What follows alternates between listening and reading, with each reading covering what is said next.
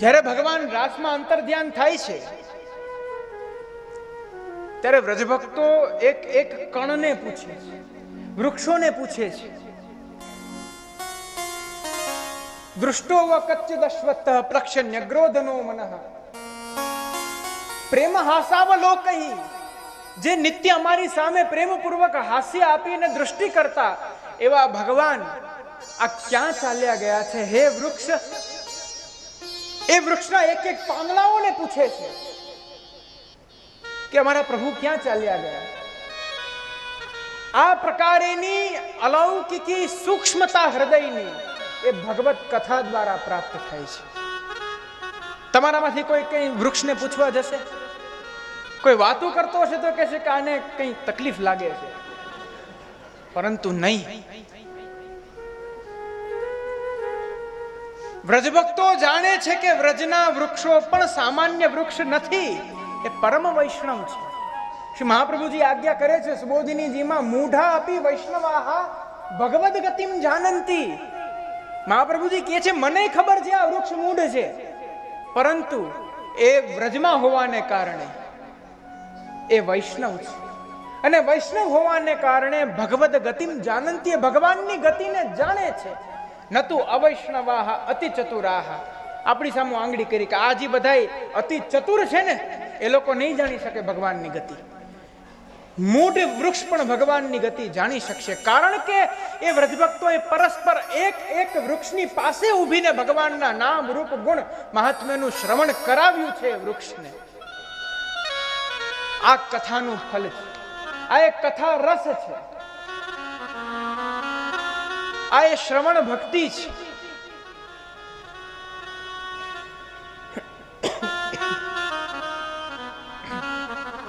શ્રવણ ભક્તિની આ વિલક્ષણતા છે. બહુ સરસ એક પ્રસંગ યાદ આવ્યો. આ વૃક્ષ ની ચર્ચા નીકળી. જાડ્યમ ધિયઃ હરતિ. સત્સંગ શું કરે છે? ભગવત કથા શું કરે છે? તો જાડ્યમ ધિયઃ હરતિ, બુદ્ધિની જડતાને હરી લે છે. સિંચતી વાચી સત્યમ, સત્ય બોલાવતા શીખાડે છે. મનોન્નતિ, મનની ઉન્નતિ કરે છે. દિશતી પાપમ અપા કરોતી, આપણા હૃદયમાં જે આસુર આવેશ છે, જે સંસાર આવેશ છે, જે લૌકિક આવેશ છે એનું શમન કરે છે. ચેતઃ પ્રસાદયતિ દીક્ષુ તનોતિ કીર્તિમ, જે આપણને બહુ ગમે છે. ભગવદીયત્વેના આપણી સર્વત્ર કીર્તિ, એ પણ સત્સંગ ફેલાવે છે, એ પણ કથારસ ફેલાવે છે. માટે સત્સંગતિ કથય કિમ ન કરોતિ પુંસામ. સત્સંગ શું નથી કરી શકતું? જાડ્યમ ધિયા હરતિ. પેલો પ્રસંગ યાદ કરો, 252 વૈષ્ણવની વાર્તામાં આવે છે. શ્રીમદ પ્રભુચરણ જ્યારે દ્વારકાની યાત્રામાં પધાર્યા ત્યારે એક વૃક્ષ, એક ગામ પાસેથી નીકળ્યા. આપસી જ્યારે ત્યાં પહોંચ્યા, એ ગામમાં કોઈ વૈષ્ણવ ન હતું, કેવલ એક વૈષ્ણવ થયા. અને શ્રી ગુસાઈજી જે વૃક્ષની નીચે વિરાજી અને નિત્ય આપસી નિત્યક્રમ કરતા, શ્રીમદ ભાગવતનું પારાયણ કરતા, એ વૃક્ષ પાસે આવી એ વૈષ્ણવ સેવક બન્યા. સેવક બની અને નિવેદન કર્યું, હે પ્રભુ, આપ અહીંથી પધારશો પછી હું ક્યાં જાઉં? મારું શું? મારા ભાવનું પોષણ કેવી રીતના થશે? શ્રી પ્રભુચરણ હસી અને આજ્ઞા કરે છે, હરિ સર્વમ નિજેચ્છાતઃ કરી શકે, બધું આપનું પાર પડી જાય. પેલા વૈષ્ણવ સમજી ગયા કે આમાં કઈ સંકેત છે. ત્યારે આપશ્રી પધારી ગયા પછી વૈષ્ણવે વિચાર કર્યો, ગામમાં તો કોઈ વૈષ્ણવ નથી, પરંતુ જે વૃક્ષમાં પણ જીવ છે એની અંદર પણ એ સૂક્ષ્મ દેહ છે જ. આપણે સૌ જાણીએ છીએ, કારણ કે એનું વધવું, જાયતે વર્ધતે વિનિલીમતે, એનો આખા 6 પ્રકારો છે. તો એ વૃક્ષમાં પણ જીવ છે. તો એ વૃક્ષની નીચે શ્રીમદ પ્રભુચરણ બિરાજી, એ વૃક્ષની સાક્ષીમાં મારું નિવેદન થયું છે, અને એ વૃક્ષની નીચે આપ શ્રી ભાગવતનું પારાયણ કર્યું હોય તો એનાથી મોટો વૈષ્ણવ મને કોણ મળવાનો છે? રોજ એની પાસે, એની સમક્ષ બેસીને ભગવત વાર્તા કરે.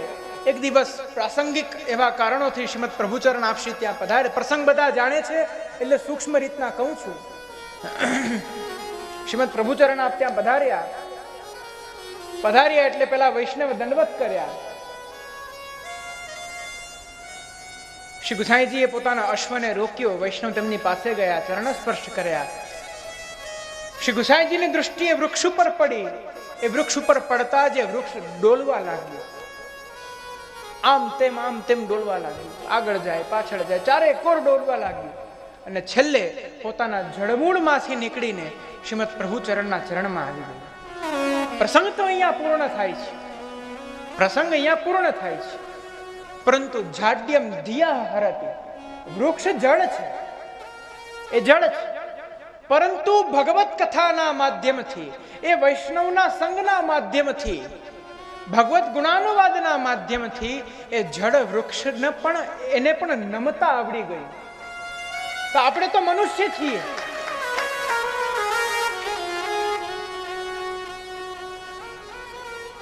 નમંતી ફલીનો વૃક્ષાહ નમંતી ગુણીનો જનાહ. વૃક્ષમાં ફળ આવે એટલે આપોઆપ એની ડાળી નમી જ જાય છે. એ નમે પછી જે ફળને એનાથી વિખૂટું પાડે છે. તદવદ ભગવત કથાના માધ્યમથી ભક્તો કહે છે, એમાં તુલસીદાસજી કહે છે, બિનુ સત્સંગ વિવેક ના હોય. ભગવત કથાના માધ્યમથી, સત્સંગના માધ્યમથી પરમ વિવેકની પ્રાપ્તિ થાય છે. ભાગવતમાં કહેવામાં આવ્યું, ભાગ્યોદયેન બહુ જન્મ સમરજિતેન. જ્યારે ભાગ્યનો ઉદય થાય, ભાગ્યનો ઉદય અર્થાત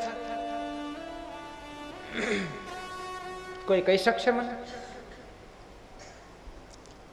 કદાચ કોઈને કોઈ એવા અચાનક સારા સમાચાર મળે, અથવા કઈ એવી લોટરી લાગે, એ ભાગ્યનો ઉદય? હા કે ના તો કહો. કોઈ નિદ્રામગ્ન હોય તો જાગી જજો પ્રિયજનો. એકવાર બધા ભાવથી બોલે શ્રી વલ્લભા. 4 જણા હૈલાઓ.